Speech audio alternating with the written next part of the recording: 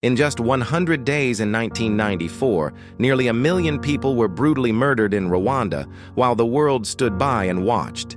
It's a dark chapter in human history that still haunts us today, and I can't help but wonder, how did we let this happen? Picture this. You're living in Rwanda in early April 1994. The radio is blaring with hate speech, calling some of your neighbors cockroaches that need to be exterminated. Within hours, your peaceful community transforms into a killing field. Neighbors turn against neighbors, friends become executioners. And the international community?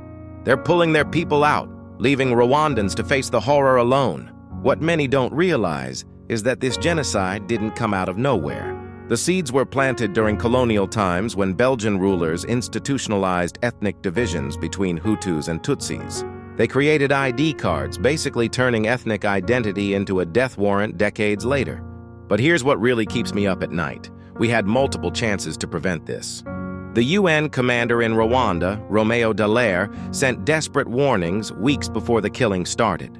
He begged for just 5,000 peacekeepers, saying he could stop the impending massacre. Instead, the UN reduced its presence to just 270 troops. The United States, still haunted by the recent failure in Somalia, actively avoided using the word genocide because it would have legally required intervention. They knew what was happening. They just chose not to act.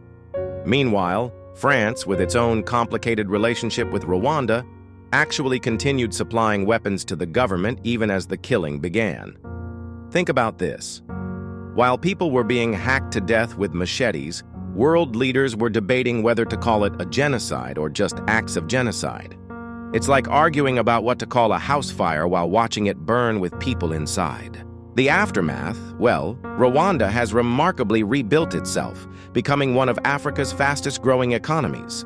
But the international community's failure has left deep scars. It sparked important changes in how we respond to mass atrocities, leading to the responsibility to protect doctrine. But here's the real question we need to ask ourselves. Have we really learned our lesson? When we say never again, do we mean it? Because similar situations have unfolded since then, and sometimes our response still feels painfully inadequate. The Rwandan genocide wasn't just a failure of humanity. It was a failure of courage, of leadership, and of our collective moral compass. It stands as a stark reminder that evil triumphs not just through the actions of bad people, but through the inaction of good people who have the power to stop it. And maybe that's the most important lesson. We can't wait for others to act. When we see injustice, when we see hatred building, when we see the signs of potential atrocities, we must raise our voices. Because silence, as Rwanda taught us, can be deadly.